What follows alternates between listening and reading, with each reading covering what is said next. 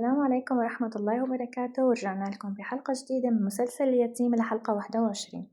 بداية الحلقة رح تكون عند هايل لما برجع لعند بيت أخوها لكوكب، عم بسأل عنها، عم بقول له أختك كوكب وين؟ قال له مو قلت لك إنها مانا هون؟ خلص بقى أفهم شبك؟ قال له أنا عم بقول لك وينها. أحسن ما والله العظيم بحرقكم كلياتكم وبحرق البيت كله وبحرق كل اللي فيه. قال له العمى أنت ما بتفهم، عم بقول لك مانا هون يعني مانا هون. قال له إيه شو عليه، بس إذا بعرف إن هي عندك ما تلوم إلا حالك، عم تفهم إلا لأ. وهون المسكينة كانت هي جاية لعند أخوها، قام فقدت الأمل ما بقى تحسن تروح. وهي ماشية هون بعد ما مشي فيها الوقت والسنين، هي هيك بالغابات وعن جد بتزعل. الله لا يوفقك يا هي شو عملت فيها. وهون كانت عم تسترجع الذكريات وعم تتألم وصرخت صرخة يعني من نص القلب مثل ما بقولوا، كتير بتوجع. وهون كمان في بداية اللقطة هيك حبيت إني أحط لكم إياها لأنه هو شوي اليوم الحلقة بتخص لهذا أبو درويش. والله زعلنا عليه كتير كتير، الله لا يوفقه هذا رئيس الكراكون. هلا عامل لي حاله صاحب شرف. إيه بس طبعا لا، أنتم مو مشان هيك في بده ياخد مصاري من وراها هالقصة. جينا لهون عند أم درويش وهي عم بتحط لها الكمادات لبنتها، حرارتها مرتفعة وعم تبكي وعم بتولول. ويا بنتي وشو صار لك وشو ما بعرف شو صيبت عين، هي كلياتها عين وصابتك. العين وصابتها يعني لحد الآن ما عم تعترف إنه شو، إنه هذا كله من ظلمهم ومن حقدهم على أولادها، هالولاد الأيتام يلي عندهم أولاد أخوه لجوزها. المهم إجا هون لعندها قالت له وينك ابن عمي، البنت عم تغلي عم تقلي قلي، يعني لهلا ما عم تنزل حرارتها، لازم الدكتور هلا يجي يشوفها. قال له والله رحت لشوف الدكتور ما موجود، بس عديت لعند العطار عطاني هي العشبة، فخدي غلي لها اياها وشربيها اياها وان شاء الله يا رب انه هيك تطيب وتتحسن. بيندق الباب بيكون هذا الشيخ، بدق عليه بقول له كيفك ابو درويش شو اخبارك، انا اللي طلب عندك. قام قال له معلوم شيخي تفضل شو بدك أنا جاهز. قال له من شان ابن أخوك يعني لازم يعني ترجع له حقه وما بصير هيك والدم ما بصير مي يا أبو درويش. قال له إيه شيخي إيه شيخي والله بدي رجع له حقه وما راح أكل حقه أبدا أبدا، خلص ما راح يصير اللي بدكن إياه. ذاتا أنا كنت بدي روح لعنده هلأ لأحكي معه وبدي رجع له كل حقه وتفهم أنا وابن أخوي. قام قال له إيه والله الله يعطيك العافية أبو درويش هيك بدي إياك. المهم هون ننتقل على الكراكون. هون هذا الواطي صاحب الكراكون الرئيس اليوزباشي عم بقول له شو في بينك وبين عمك يا سالم؟ قال له ما في شي. قال له شلون ما في شي؟ ليش ما عم بتقول انه هو اكل حقك وإلك مصاري عند عمك ومدري شو، يعني خليني هلا اتعامل معه. قام قال له لا سيدي، يعني قد ما كان نحن اهل ما بصير يعني عادي ما في اي مشكله، وانا بعرف حلها كيف بيني وبين عمي وما في اي مشكله. قام قال له هلا ببعت سرحان خليني هيك اشحطه وجيبه لهون. قال له شو تشحطه ما تشحطه، انت شو عم تحكي يا يوزباشي، هذا الشي ما بصير يا سيدي، هذا عمي قد ما كان انا ذاتا يعني ما برضى له، عمي له سمعته بين الحاره وبين الناس، انا ما بقبل بهذا الشي ابدا. قام قال له والله انك صاحب اصل يا سالم، خلص مو مشكله خلص، بقى انت حلا بمعرفتك ومو مشكله، شو بدك انت اعمل على راحتك، بس انا برايي انه ما بصير هالشي اللي بيعمله. قال له ولا يهمك سيدي خلص انا بعرف كيف حلا بيني وبين عمي. المهم قال له هلا انا بدي استاذن منك وبدي روح. قال له ايه خلص روح ما في اي مشكله. قام قال له والله ساعة اللي بدك تاخد حقك من عمك خبرني وانا بعرف جيب لك اياه. قال له شكرا شكرا لك سيدي ما بتقصر، بس انا بعرف كيف حل هاي المشاكل بيني وبين عيلتي. المهم هون بعد ما طلع سالم هو ورفيقه هذا سرحان، قال له انت كيف هيك بتروح بتقله لك انت ما فيك فهم ما بتفهم، شلون هيك قلت له انا قلت لك هاي الشغله بيني وبينك بتضل، ليش حكيت قدامه؟ قام قال له والله يا سالم انا هيك لاني متضايق مشانك، يعني انا ما هين علي انه عمك عم ياكل حقك، إيه صار لك سنتين خاطب لهلا ما عم تحسن تتجوز، يعني ما بصير حلك بقى ولك حق عند عمك لازم تاخده. قام قال له بس مو هيك مو هيك، انت ما عم تفهم، هذا عمي شو ما صار هذا عمي وانا ما برضى انه يتبهدل او يصير له شيء، ما بصير يا سرحان، وانا بعرف انه نيتك كتير طيبة معي بس ما بصير. المهم قطعوا الأحداث عندهم هون، نيجي لعند أبو درويش وبنته.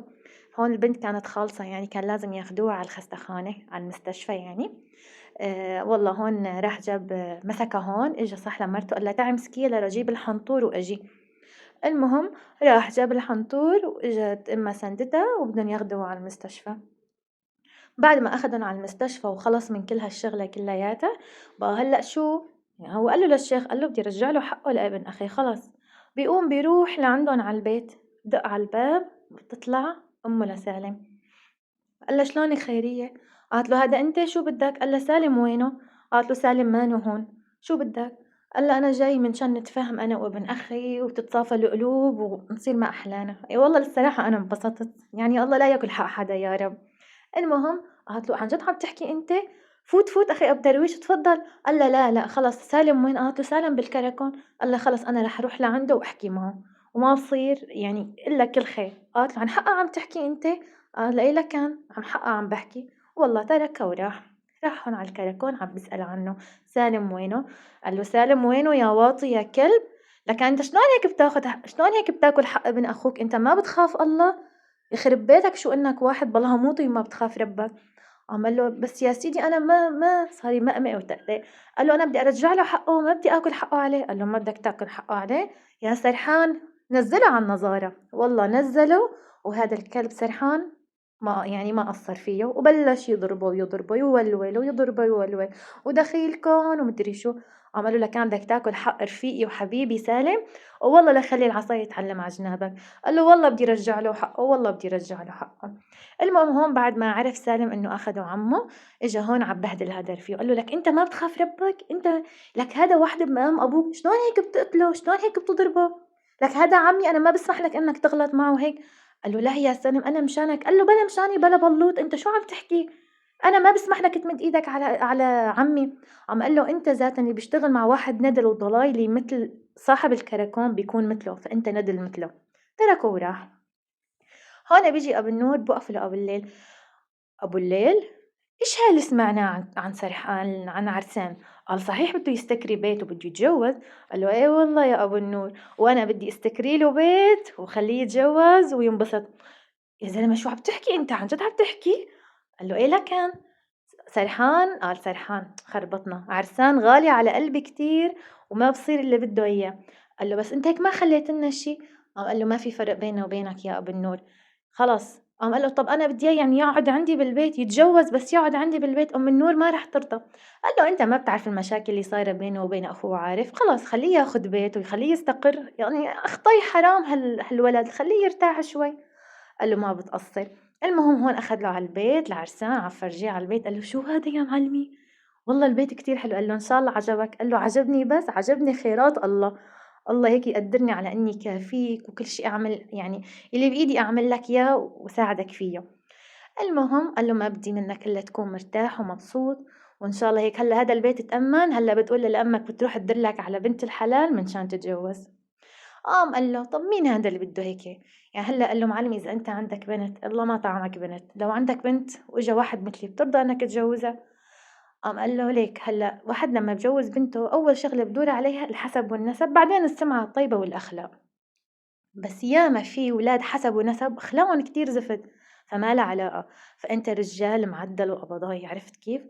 قام قال له معلمي انا بدي اطلب ايد بنته للزعيم. قال له شو بنت الزعيم؟ قال له ايه والله يعني انا حاببها وبدي اياها. قطشت القصة عنده هون بيجي هذا ساكت يخرب بيته عم بقدم لها قالسوس لكوكب. المهم قام خدت منه انبسطت قام قال لها شو في قصتك انت والزعيم ما بدك تقولي لي؟ قام ولوت مسكت الكاسة وخبطتها في الأرض وصارت تعيط عليه أوه. المهم خلصت هون القصة عندهم. نيجي لعند هذا يخرب بيته أبو الفخر عم بقول له يعني ما لقيت لي حل من شان قصة البيت والله يعني أمي كتير عصبت ومدري شو. قام قال له خلص ما تاكل هم شفت لك واحد بمون عليه لهذا البطيخ اليوزباشي وما صار إلا بدك إياه ورح يرجع لك البيت وكل شيء بدك إياه بصير.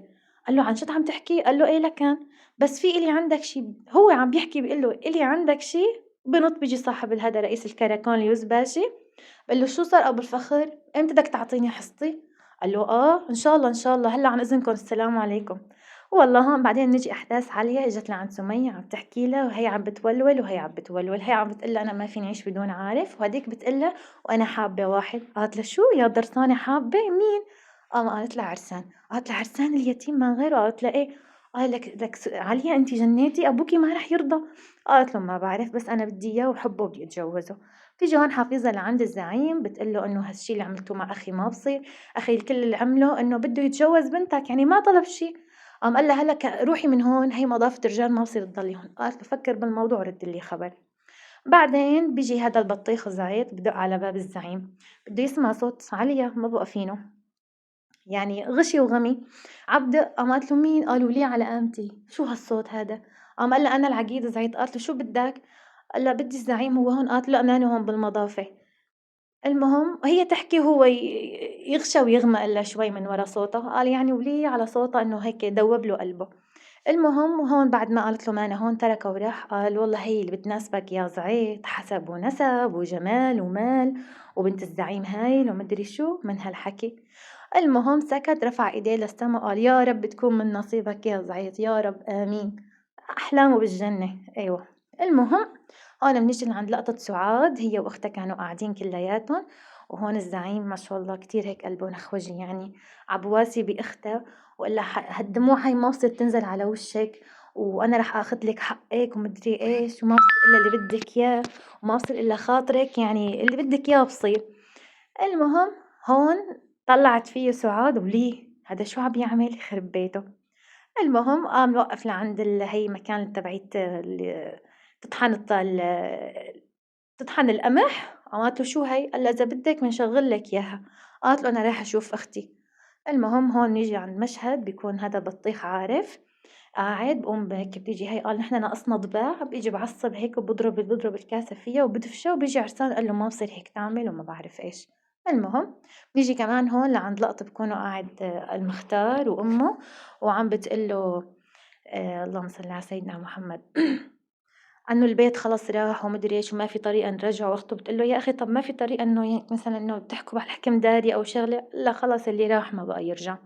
بهون بيكون شو الكلب سليم، بعد ما ناموا بتكون هاي فهمية نايمة، بيجي يسلم على الأسطوح، بتنسنس بده ينزل لعندها. طبعا الحلقة الجاي رح نعرف شو رح يعمل معه. بعدين هون بيجي الزعيم لعند هذا أبو الفخر سهران عنده، عم بقول له طب شو رأيك؟ لا عم بقول له والله أنا شكلي استعجلت كتير مشان المخترة بخصوص أخوك، ما كانت مناسبته، هاي المخترة كان لازم تكون لإلك، شو رأيك أعينك بداله؟ قال له لا لا معلش زعيم بعدين. قال له طب شو رأيك اللي بجيب لك حقك كلياته والبيت ومخترة وكل شي بدك إياه بصير. قال له طيب شو المقابل؟ تذكر هون لما مرة شاف بنته عندهم بالبيت ولهلأ في راسه، قام قال له بنتك حياة. وخلصت الحلقة، بتمنى تعجبك.